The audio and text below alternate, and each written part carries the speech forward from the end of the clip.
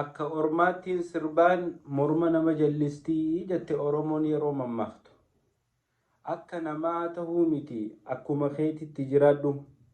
Akka abaluutiin taha jettee gaara kana baatee laga kana ceetee mudhii ifin kutin.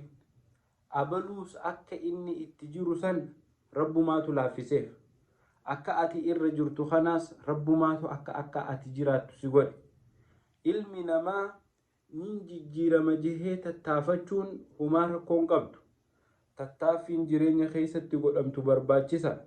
Garuu akka abaluutiin taha akkanaan taha.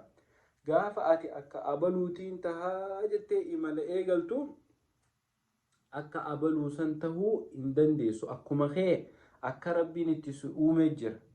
Nama hedduutu nama tokko if duratti ilaalee qabeenyaan akka abaluutiin taha.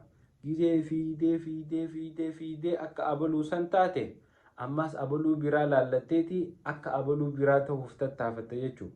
Kanaaf obboleessa kiyya jireenya kana keessatti rabbiin akka itti yaannu, akka itti waa dubbannu, akka ijuma lamaan qabnu tanaahuu walqixuma waa arkiti.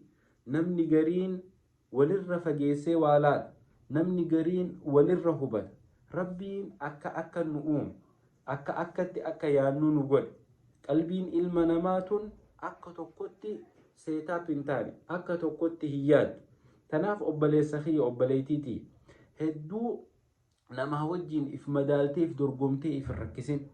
Jireenyi abaluun jiraatu san kanuma isaati. Atis jireenya mataa keetii Rabbi subhaanahu wa ta'ala si tolchee jira. Akka abaluutiin tahaa jettee mudduqif gootee zalaalam hiraar keessaa bahuu hin dandeenye keessa if hin naqin. Akka keetitti, akka beeytutti, akka naannawa keetitti, akka dandeeytii teetiititti, akka mala keetitti deemteeti rakkoo keessaa baata.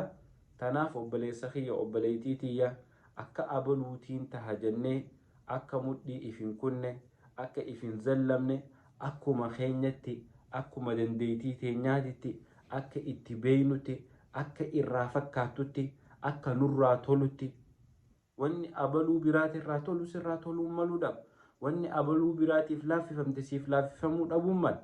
Tanaaf obboleessa kiyya obboleetiitii akka abaluutiin taha jennee akka hedduu if hin hiraarsine akkuma rabbi nu jiraachisee fi akkuma dandeeytii teenyaatitti, akkuma haalaa fi amala keenyaatitti, akkuma yeroo teenyaatitti, akkuma bakka jirruutitti haa sossoonuu. Assalaamu alaikum.